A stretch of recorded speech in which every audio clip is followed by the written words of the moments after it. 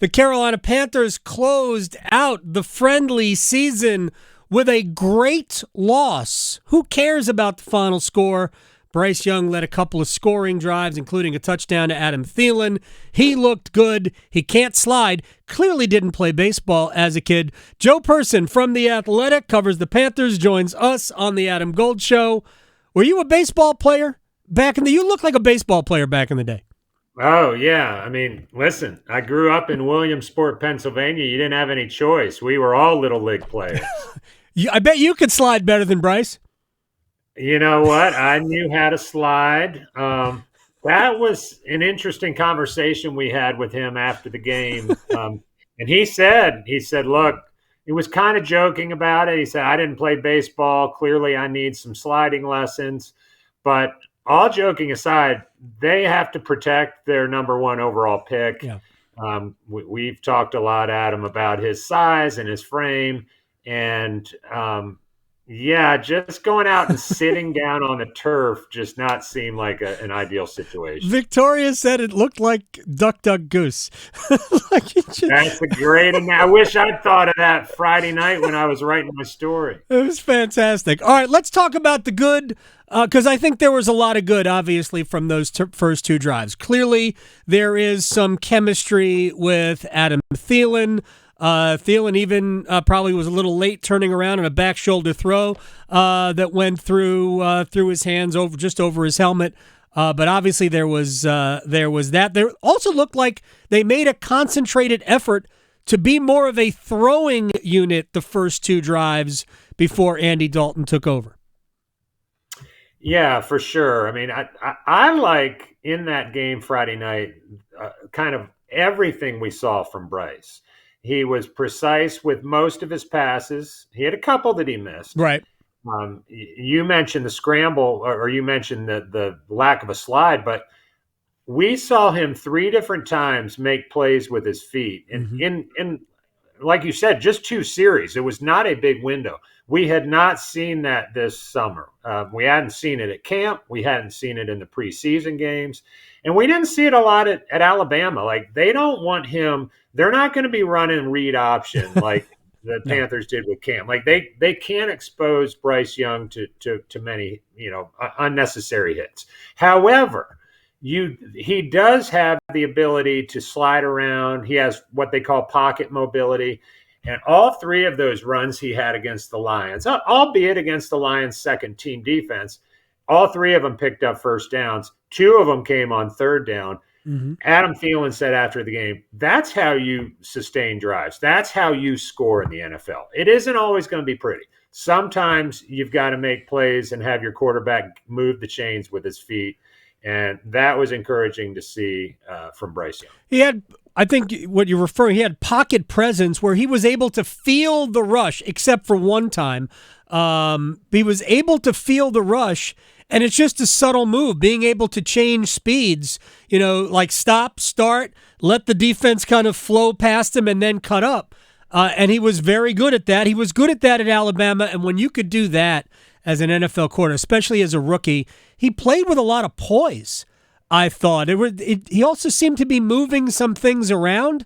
I thought there was a lot good. The one bad throw, maybe to Wright, number 83, where he had him, but just overthrew it. I don't think Wright was all that interested in going up after it, which I don't blame him because it was a dangerous situation, but he had him. Yeah, he did. I remember the play you were talking about. I think I used the expression alligator arms in the press box. Listen, we've seen just about, and I think Frank Reich has seen just about everything he'd hoped to see from Bryce Young this summer, starting with his mastery of the play. I won't say mastery, with his quick study of the playbook. This is a complex playbook. Like, Reich's offense alone has some intricacies, but then you have Thomas Brown bringing a portion of the Rams playbook with him from LA. And we heard offensive players, even a couple. I remember Brian Burns saying, look, I'm not in the offensive meetings, but I know that offense is pretty complex, and Bryce has picked it up very quickly. So it started with that. And then and you and I have talked about this, I think, after OTAs or minicamp. Just his presence and the way he was so humble, and he was confident without being a cocky jerk about it. And that really impressed the veteran teammates that, like, here's this number 1 overall pick. He came in here and we know he knows he's good, but he doesn't act like it. And I think that was impressive. And then really the most important thing is what he did between the white lines, and still a lot to prove. Look, they played 3 meaningless games in August, the last of which against a second-team defense.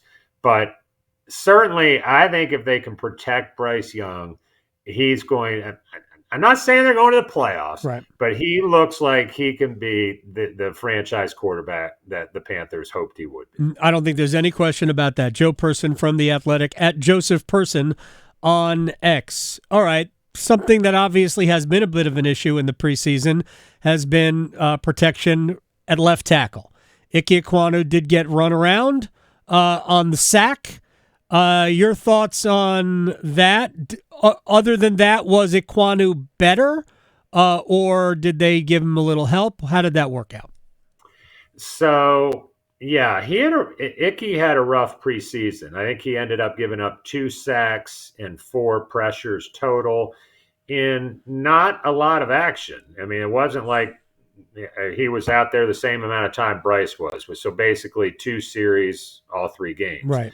Now, I'm willing to give Ickey the benefit of the doubt because we saw this a little bit last year. He had his growing pains week 1 against Browns All-Pro edge rusher Myles Garrett, as you remember. Yes. And then after that, he settled in and had a very solid rookie year.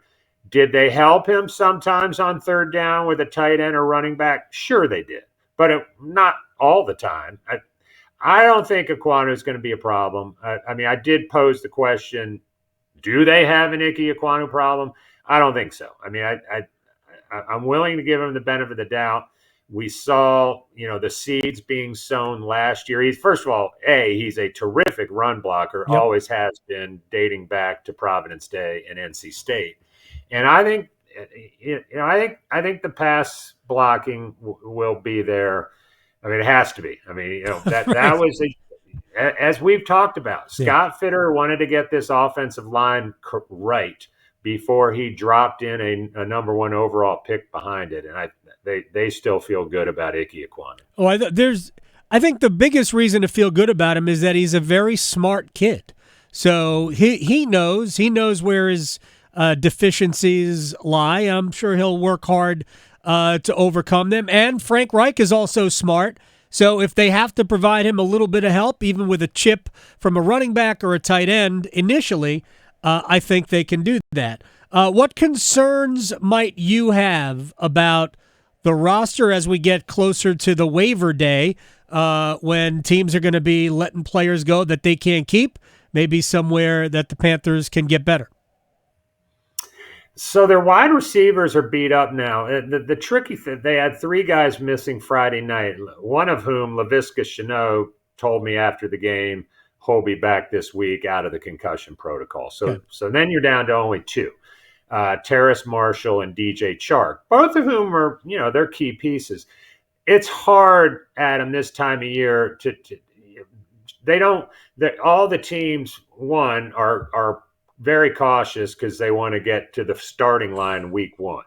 And then 2, if one of them happens to be hurt more than they're letting on, they don't want that out because it hurts their leverage as they hit the waiver wire or talk to teams about picking up a wide receiver. I tend to think none of them are season ending, and they may all be ready for week 1. But that's an area, and I wrote about this today in The Athletic, because I think they also would like to try to upgrade at returner.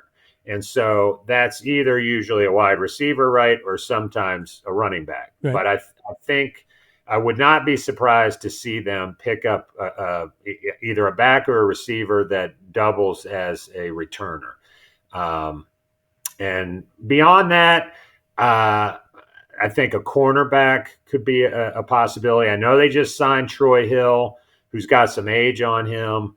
I think getting a younger guy kind of to pair with Troy Hill behind J.C. Horn and Dante Jackson. I mean, both those guys have now. I mean, I know it's only 2 years for J.C. Horn, but he's developing an injury history, Yep.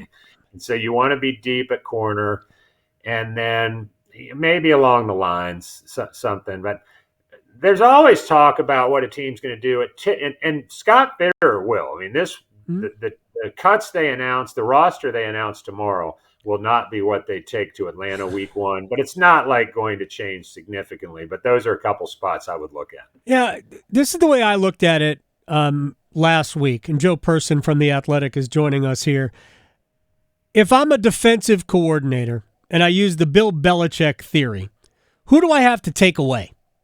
And I'm not sure that person exists. Maybe that's good because, if there's not somebody specifically I need to remove from the equation for you to make you beat me, as my friend Steve Logan would say, beat me left-handed, maybe that's good, but I don't see that player on the offense for Carolina. Totally agree with you. I think they have a deeper receiving group, but they don't have the DJ Moore type of guy who, I know he never went to a Pro Bowl here, but he was an 1,100-yard receiver just about every year, right? Except and just missed it, I think, last year. And so that was a guy that defensive coordinators had to account for. Hayden Hurst, I don't know that you're really. I like Hayden Hurst, and I think they're going to get him in some nice mismatches from that tight end position on a safety or an outside linebacker. But to your point, that's not keeping defenses up at night. And so maybe that guy doesn't exist. Right. And, Jonathan Mingo has done some things this preseason as a rookie out of Ole Miss. That feels like that would be a stretch for him to become the number one guy sort of overnight. Right. But, yeah, I think that's another reason why when a lot of the Panther fans are bullish on the playoffs and and I get it, they're in a weak division. I mean, they'll probably hang around in contention just, organically. But I do pump the brakes a little bit for several reasons. One of which, not the least of which, is what you mentioned about there not being anybody outside of Bryce, maybe. Yeah. That scares you. All right, final thing for Joe Person from The Athletic, because you alluded to the division. And I know fans are desperate. Fans are desperate. 9 wins might be enough to give you a chance, maybe a tiebreaker, to win the division. How do you see it shaking out? Who do you think the best team is in the NFC South? I've been having this conversation with our columnist in Atlanta, Jeff Schultz, and he's not sold on the Saints, and I get it. It feels like they're the trendy pick just because of Derek Carr. Right. Derek Carr hadn't won a lot in this league. I mean, He's a fine quarterback. He puts up stats. I like the Saints defense, but they're old, and those kind of guys, when it goes quickly. That production falls off a cliff, right. and frankly, you got to keep an eye on that where Justin Houston is concerned with the Panthers and their late addition here this summer. Having said all that, I picked the Saints to win. Schultz picked the Falcons. We both had the Panthers in the hunt with like 8 wins. And I made that prediction back in May when the schedules came out. If I were making it today, I'd be right. I'd probably be 7-10 or 8-9. So okay. Somewhere in that ballpark. I think if you can get to 9-8, you got a shot. 10 wins, and you are cruising home. I believe. Schultz had the Falcons with 10 wins, and I said I don't think anyone in this division gets to 10. Well, I think 9-8 wins it. Yeah, I agree with you. If they get to 10, again, they are resting starters in week 17 or week 18. It's not week 17, it's week 18 of the season. At Joseph Person on X, my friend, I appreciate your time. Be well. All right, buddy. Have a great week. You too. Joe Person here on The Adam Gold Show.